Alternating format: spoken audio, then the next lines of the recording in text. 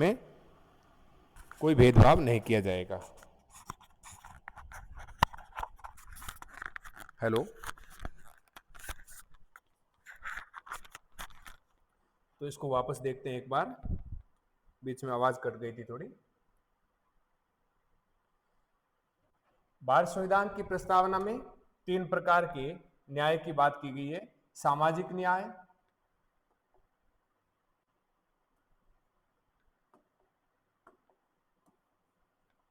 सामाजिक न्याय,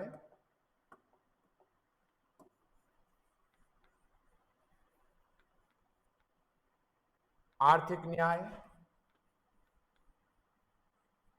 और राजनीतिक न्याय।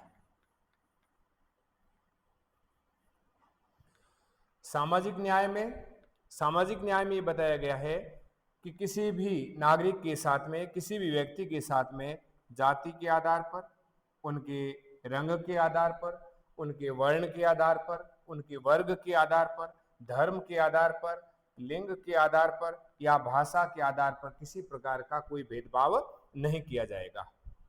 सभी को समान अवसर प्रदान किए जाएंगे। आर्थिक न्याय में आय की और संपत्ति की असमानता दूर करने का प्रयास किया जाएगा और साथ ही साथ इसके साथ में आर्थिक स्थिति के आधार पर नागरिकों में परस्पर भेदभाव नहीं किया जाएगा। फिर है राजनीतिक न्याय। राजनीतिक न्याय के तहत सभी नागरिकों की सरकारी दफ्तरों में पहुंच सुनिश्चित की जाएगी और राजनीतिक आधार पर किसी में कोई भेदभाव नहीं किया जाएगा। भेदभाव का अभाव, राजनीतिक भेदभाव का अभाव।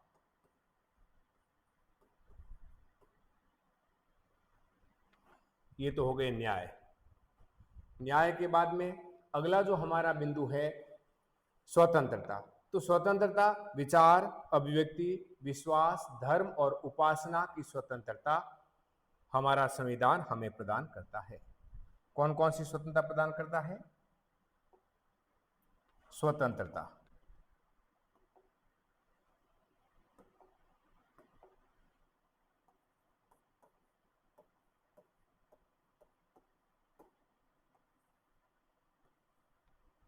हमारे संविधान की जो प्रस्तावना है, संविधान की जो प्रस्तावना में संविधान की प्रस्तावना में 5 प्रकार की स्वतंत्रता के बारे में बताया गया है। 5 प्रकार की जो स्वतंत्रता है वो कौन कौन सी है? विचारों की स्वतंत्रता, विचार, अभिव्यक्ति, विश्वास, धर्म और उपासना। विचार, अभिव्यक्ति,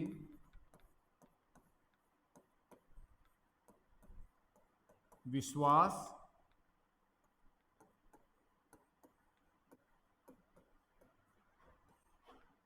धर्म और उपासना की स्वतंत्रता। उपासना की स्वतंत्रता, ये 5 प्रकार की स्वतंत्रता है। इसके बाद में समता।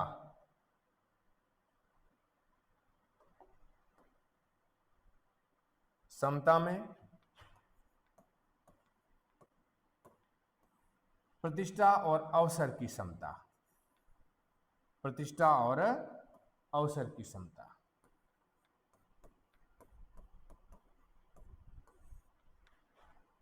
अवसर की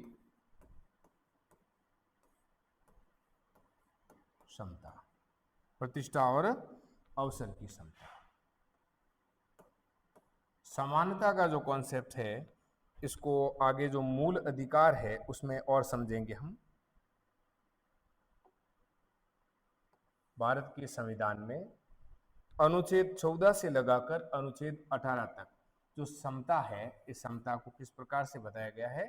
अनुच्छेद 14 से लेकर अनुच्छेद 18 तक। अनुच्छेद 14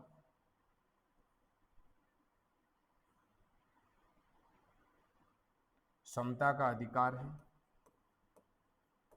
समता का अधिकार दिया गया है। यानी किसी भी व्यक्ति के साथ में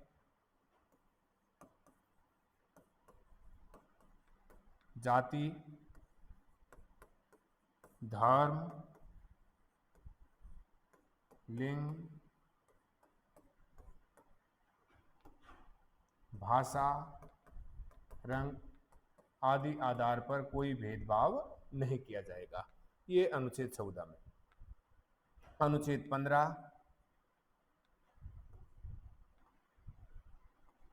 लोक नियोजन के विषय में अवसर की समता है।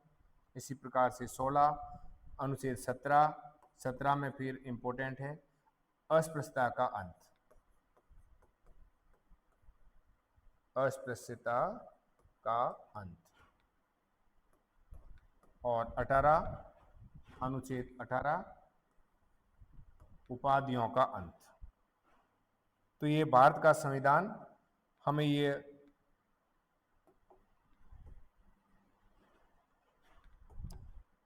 समता प्रदान करता है। अनुच्छेद 18 लिख दो। अनुच्छेद 18 उपाधियों का अंत।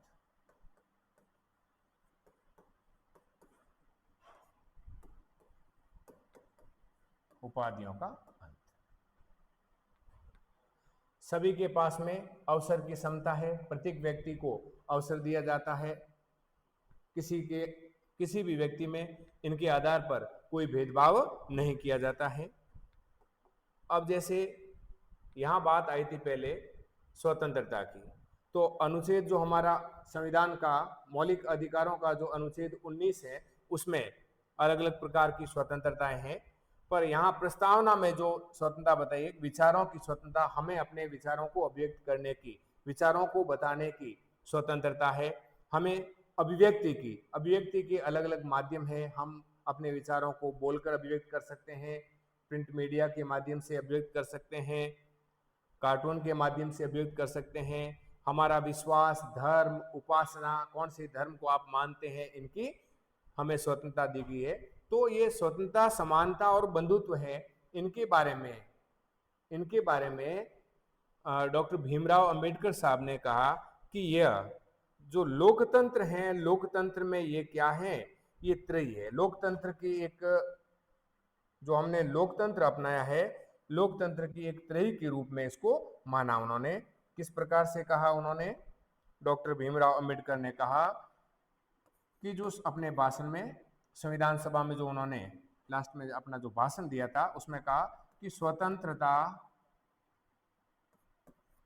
समानता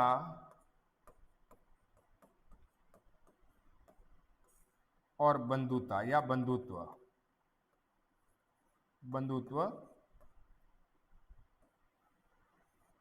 ये लोकतंत्र की त्रयी है। यानी स्वतंत्रता के बिना समानता अधूरी है, समानता के बिना स्वतंत्रता पूरी नहीं है, और बंधुत्व का भी जब तक ये चीजें प्राप्त नहीं होती तब तक कोई अर्थ नहीं रहता है।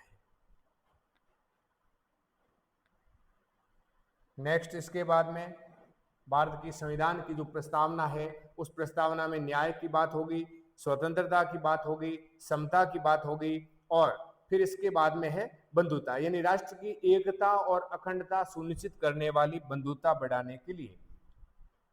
ये बंधुता है, फ्रांस की क्रांति से प्रभावित शब्द है।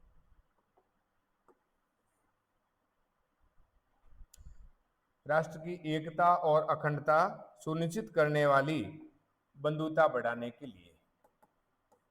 बंधुता यानी भाईचारा, और इसी बंधुता का हम हमारे संविधान में जो दर्शन देखते हैं वो अनुच्छेद 51 क में, अनुच्छेद 51A, जहां पर नागरिकों के लिए मौलिक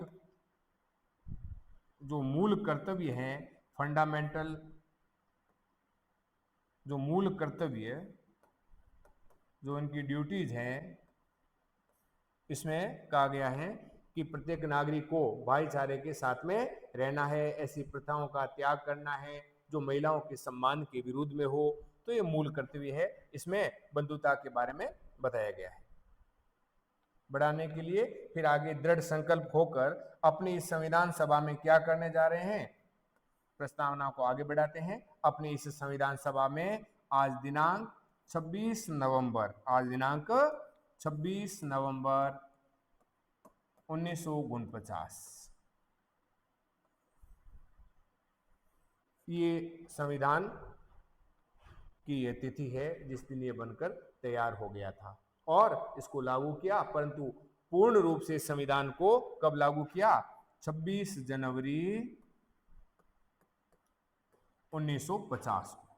26 जनवरी 1950 को भारत एक गणतंत्र बन गया और पूरी तरह से भारत का संविधान लागू हो गया 26 जनवरी 1950। तो यहाँ तारीख ये नहीं है, ये तारीख है 26 नवंबर 1949 को। क्या करते हैं हम, कहते तो द्वारा इस संविधान को, ये प्रश्न है आया हुआ, फर्स्ट ग्रेड में आया हुआ है, नेट में ये प्रश्न आया हुआ है, नेट के एग्जाम में। वहां प्रश्न किस प्रकार से आया था, प्रश्न इस प्रकार से आया, अंगीकृत, अधिनियमित और आत्मा अर्पित करते हैं। संविधान को अंगीकृत, अधिनियमित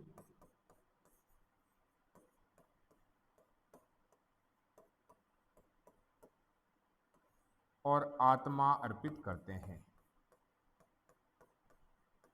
आत्मा अर्पित करते हैं।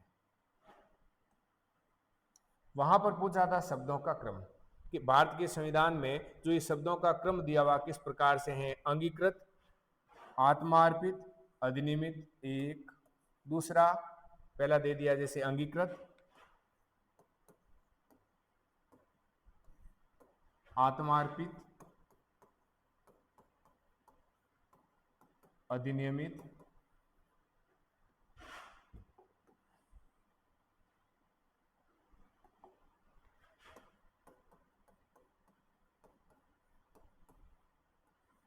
दूसरा इसमें ऑप्शन अधिनियमित, अंगीकृत, आत्मा अर्पित, अधिनियमित,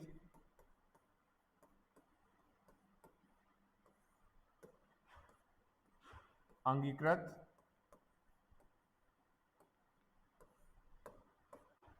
आत्मा अर्पित। ऑप्शन नंबर 3 अंगीकृत, आत्मा अर्पित, आत्मा अर्पित, अंगीकृत,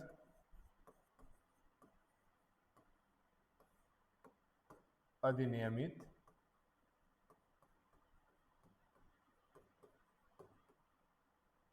ऑप्शन नंबर 4 अंगीकृत,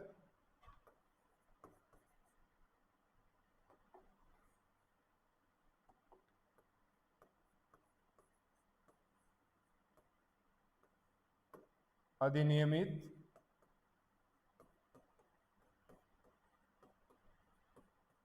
और आत्मा अर्पित, और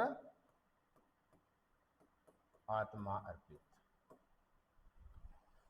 तो शब्दों का सही प्रकार से क्रम कौन सा है इनमें से, पहला कि अंगीकृत, अधिनियमित और आत्मा अर्पित, जो हमारा ये है अंगीकृत, अधिनियमित और आत्मा अर्पित। तो इस प्रकार से संविधान की प्रस्तावना को आपको पूरी तरह से इसको कंठस्थ करना है। इनके शब्दों का हमने अर्थ समझने का प्रयास किया। अब संविधान को किसने क्या कहा है उसके बारे में थोड़ा सा जानने का यहाँ और प्रयास करते हैं कि संविधान को किस विद्वान ने क्या क्या परिभाषा दी, किसने क्या क्या कहा है। ये संविधान की जो प्रस्तावना है, कुछ जो बिंदु है, इंपॉर्टेंट बिंदु है इनके।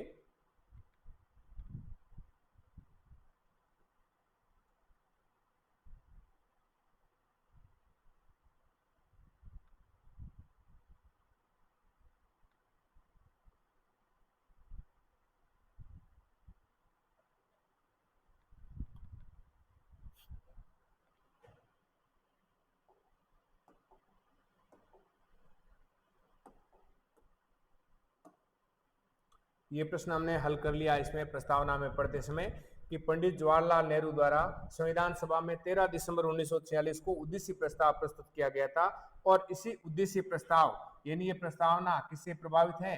पंडित नेहरू के उद्देश्य प्रस्ताव से। और ये उद्देश्य प्रस्ताव कब प्रस्तुत किया गया? 13 दिसंबर 1946 को प्रस्तुत किया गया और 22 जनवरी 1947 को ये प्रस्ताव पारित हो गया, इसको अंगीकृत कर दिया गया और यही जो उद्देश्य प्रस्ताव है हमारे संविधान की प्रस्तावना बना। यही उद्देश्य प्रस्ताव क्या बना? हमारे संविधान की प्रस्तावना बना। यही उद्देश्य प्रस्ताव है, संविधान की प्रस्तावना के रूप में परिवर्तित हो गया, इसको संविधान की प्रस्तावना बना दिया गया।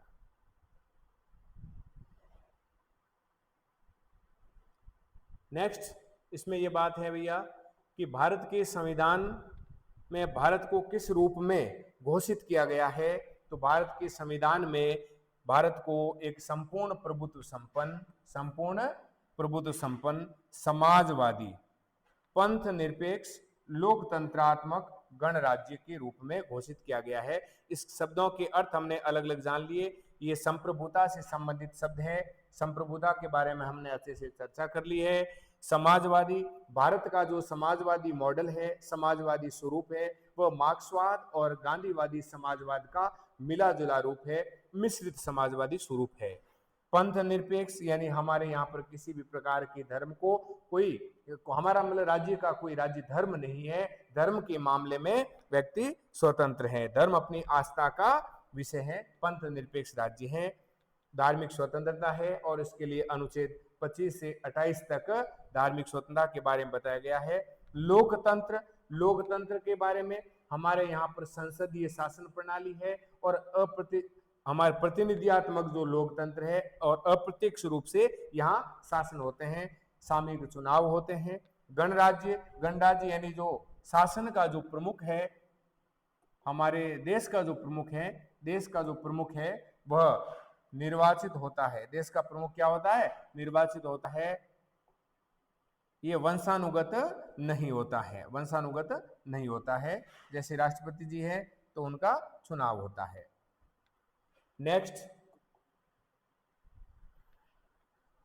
नेक्स्ट इसमें बिंदु है कि कौन कौन से संविधान की प्रस्तावना में कौन कौन से न्याय के बारे में बताया गया है। तो हमारे संविधान की प्रस्तावना में 3 प्रकार के न्याय बताए गए हैं, सामाजिक, आर्थिक और राजनीतिक। सामाजिक और आर्थिक ये 3 प्रकार के न्याय सुनिश्चित किए गए हैं। और संविधान की प्रस्तावना में संशोधन कितनी बार हुआ है? तो हमारे संविधान की प्रस्तावना में केवल 1 बार संशोधन हुआ है, केवल 1 बार संशोधन हुआ है। कब हुआ है? 42वें संविधान संशोधन अधिनियम 1976 के द्वारा। कब हुआ है संविधान में संशोधन? 42वें संविधान संशोधन 1976 के द्वारा। उद्देश्य का प्रीएम्बल या प्रस्तावना, इसमें संशोधन हुआ है। और यहाँ पर कौन कौन से शब्द जोड़े गए हैं? एक तो समाजवादी शब्द जोड़ा गया। कौन से शब्द जोड़े गए? समाजवादी, पंथ निरपेक्ष और अखंडता। इन शब्दों को हमारे संविधान की प्रस्तावना में जोड़ा गया।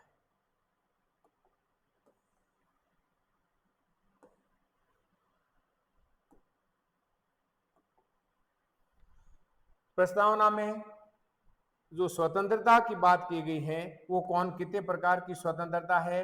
तो यहाँ पर विचारों की स्वतंत्रता है, अभिव्यक्ति की स्वतंत्रता है, विश्वास, धर्म और उपासना, यानी कि कुल मिलाकर 1, 2, 3, 4 और 5 प्रकार की स्वतंत्रता की इसमें बात की गई है। इसमें समता कितने प्रकार की समता है? तो 2 प्रकार की, प्रतिष्ठा और अवसर की समता है। प्रतिष्ठा और अवसर की। एक क्रम हमें यह भी याद रखना है। कौन सा क्रम याद रखना है आपको?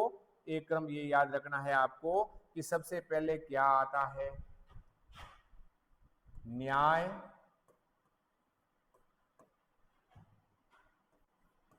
स्वतंत्रता, समता और बंधुता। इनका भी आपको क्रम याद रखना है। ये भी परीक्षा में पूछा जाता है कि इन शब्दों का क्रम क्या है। भाई 4 आपके ये शब्द दिए हैं, बहुत अच्छा प्रश्न बन सकता है यहां से। तो इनका क्रम याद रखना है। सबसे पहले क्या है? सबसे पहले न्याय, न्याय के बाद में स्वतंत्रता, स्वतंत्रता के बाद में समता और समता के बाद में बंधुता। दूसरा प्रश्न यह है कि कितने प्रकार का न्याय दिया गया है? तो सामाजिक, आर्थिक और राजनीतिक न्याय। इनका क्रम कैसे है? तो सबसे पहले समाज, फिर है अर्थतंत्र और उसके बाद में राजनीति। तो सामाजिक न्याय, राजनीतिक न्याय और आर्थिक न्याय। इसके बाद में स्वतंत्रता। तो स्वतंत्रता में जो प्रश्न है कि कितने प्रकार की स्वतंत्रता दी गई है? तो 5। इनका भी आपको क्रम याद रखना है कि विचार, दूसरा अभिव्यक्ति, तीसरा विश्वास, चौथा धर्म और पांचवा उपासना। ये 5 प्रकार की स्वतंत्रता इसमें प्रदान की गई है। इसके बाद में समता कितने प्रकार की प्रदान की गई है? तो समता या समानता यहाँ पर 2 प्रकार की है। एक तो प्रतिष्ठा, यानी सभी व्यक्ति अपने आप में प्रतिष्ठित हैं, है ना। के.एम. मुंशी जी ने संविधान सभा में अपने भाषण में कहा कि सभी व्यक्ति का अपना गौरव है और सभी व्यक्ति अपने आप में बहुत ही पवित्र हैं। तो यहाँ प्रतिष्ठा की समता है हमें पहली। दूसरी है अवसर की समता। कौन सी समता है? अवसर की समता। नेक्स्ट,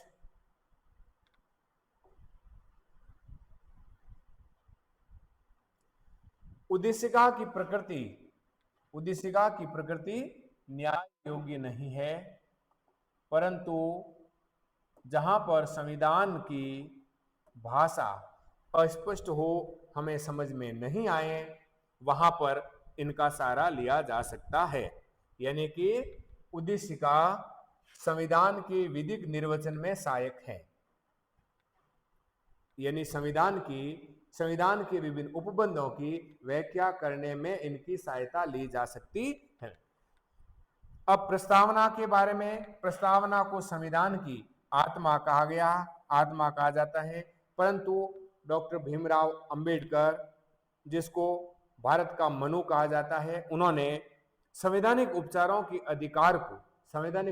का अधिकार जो अनुच्छेद 32 में वर्णित है, तो उस अधिकार को संविधान की आत्मा कहा है।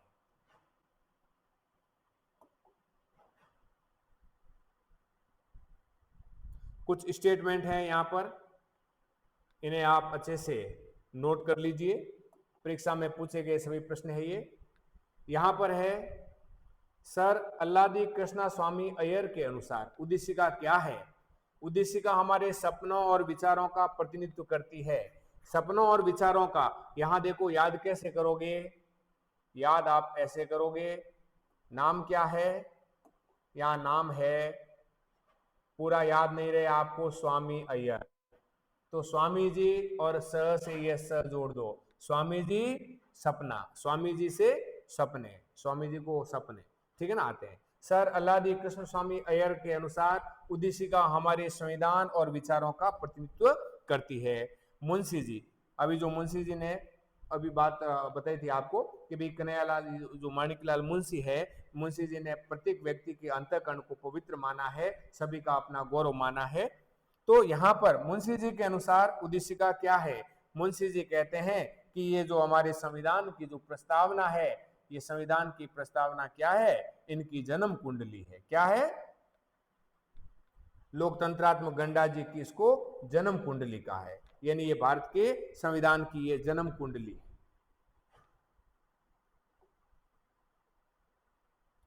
अब प्रस्तावना से संबंधित जो विधिक बातें हैं वो इस प्रकार से हैं।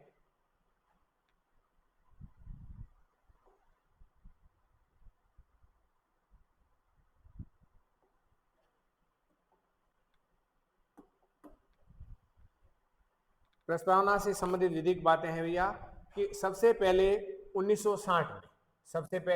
1960 में बेरुबारीवाद आया। तो बेरुबारीवाद में हमारे माननीय न्यायालय ने यह निर्णय दिया कि संविधान प्रस्तावना है, प्रस्तावना को संविधान का अंग नहीं माना जाएगा, प्रस्तावना को संविधान का अंग नहीं माना जा सकता है। फिर उनके बाद में 1967 1967 के प्रकरण में उद्देशिका को संविधान की मूल आत्मा का ये मामला था गोलकनाथ बनाम पंजाब राज्य का।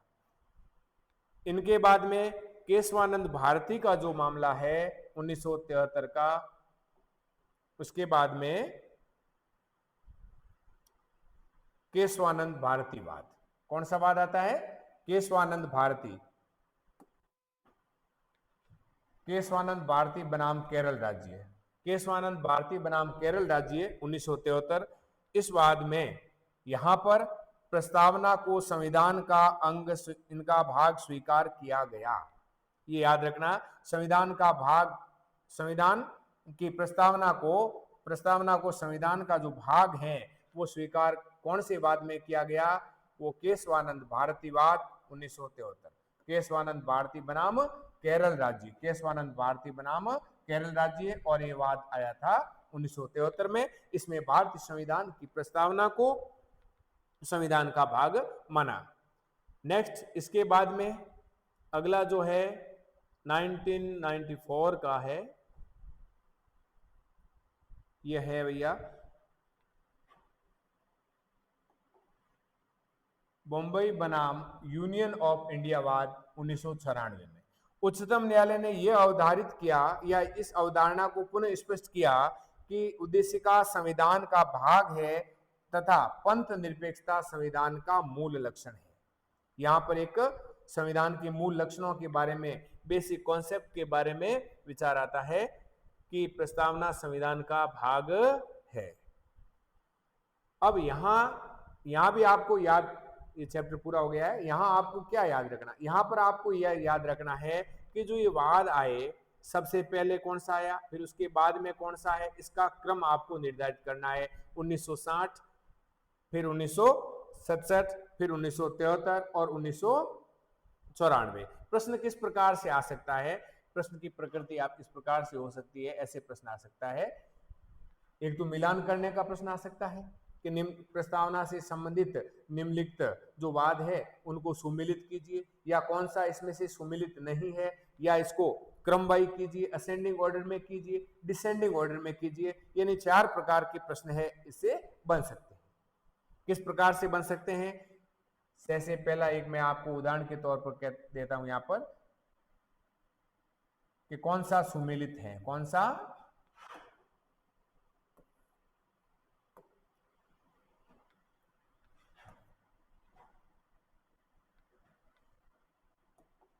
निम्न में से कौन सा सुमिलित है या असुमिलित है, दे देते हैं। निम्न में से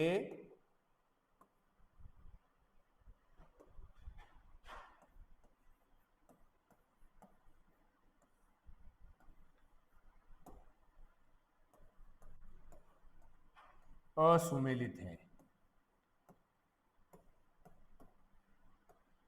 असुमिलित है या असंतुलित है, मिलान नहीं हो रहा है।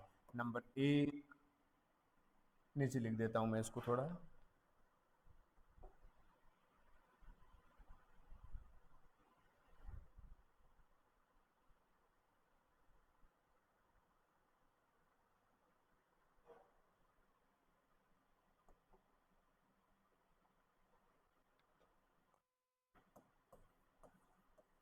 बेरुबाड़ी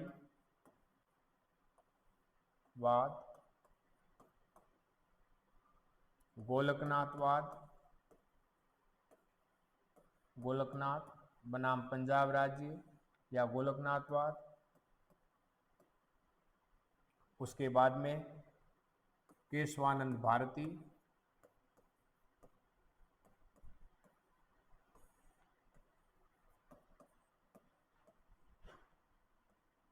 वर्सेस या बनाम केरल राज्य।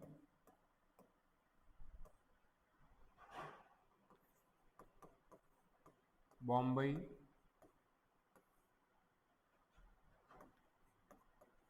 वाद। अब यहां पर दे दिया 1967, 1973, 1960,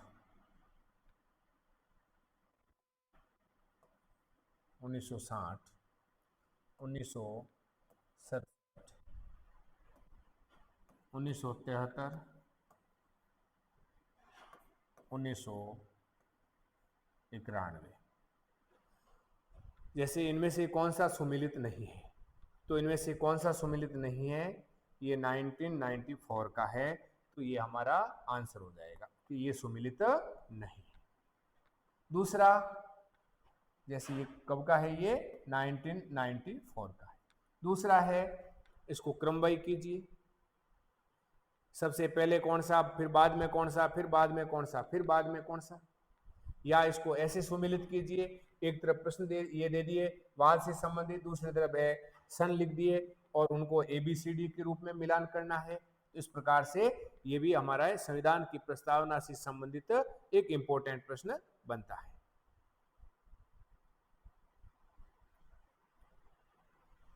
ये बात हम कर चुके हैं कि BR अम्बेडकर ने संवैधानिक उपचारों के अधिकार को संविधान की आत्मा कहा है और उसका हृदय माना है, और कन्हैयालाल माणिकलाल मुंशी ने इनको है जन्म कुंडली या जन्म पत्रिका है, और इसके साथ साथ में एन पाल की वाला है, एन पाल की वाला ने इनको क्या कहा है, भारत संविधान की प्रस्तावना को, संविधान की प्रस्तावना को उनका परिचय पत्र का है, उनका परिचय पत्र का है। सुभाष कच्छप ने कहा है कि यदि संविधान, सुभाष कच्छप की परिभाषा है, इसके बाद स्टेटमेंट है इनका कि संविधान शरीर है तो प्रस्तावना उसकी आत्मा, संविधान अगर शरीर है तो प्रस्तावना उसके अंदर निवास करने वाली आत्मा है, यानी आत्मा के बिना ये शरीर एक डेड बॉडी है। इसी प्रकार से अगर हमारे संविधान से प्रस्तावना को निकाल दिया जाएगा तो फिर ये संविधान किसी काम का नहीं रहेगा। तो संविधान शरीर है तो प्रस्तावना उसकी है, इसके महत्व को, प्रस्तावना के महत्व को इंगित कर रहा है ये स्टेटमेंट सुभाष कच्छप के। ये मैं इनका जो स्टेटमेंट है कि संविधान शरीर है तो प्रस्तावना उनकी आत्मा, संविधान शरीर है तो प्रस्तावना उनकी आत्मा है, संविधान शरीर है तो प्रस्तावना उनकी आत्मा है, प्रस्तावना आधारशिला है तो संविधान उस पर खड़ी अट्टालिका। यानी कि महल, कोई भी भवन है, कितना मजबूत होगा, जितनी उसकी आधारशिला या जितना उसका फाउंडेशन, जो उनकी नींव है, वो अगर नींव मजबूत होगी तभी है उस भवन पर हम 2 मंजिल, 3 मंजिल, 4 मंजिल, 6 मंजिल, 8, 10, 20 है, आगे आगे बढ़ा के कर सकते हैं।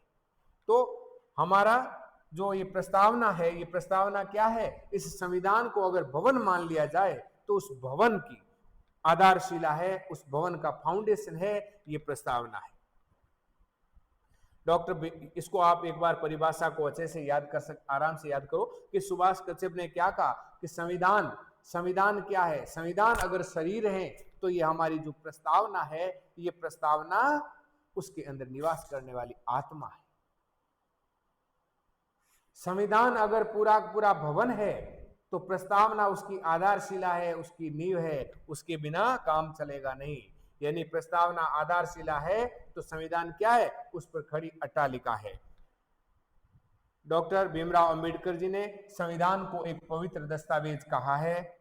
इस प्रकार से हमने प्रयास किया कि भारत के संविधान की जो प्रस्तावना है, इस प्रस्तावना को आपको समझाने का प्रयास किया, और इससे संबंधित जो भी MCQs हैं,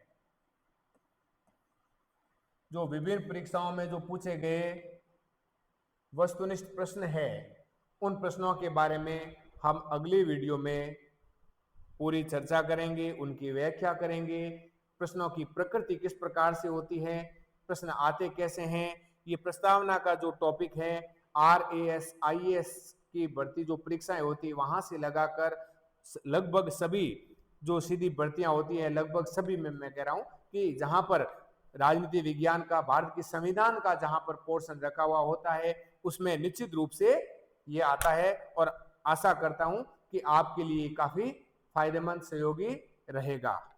धन्यवाद।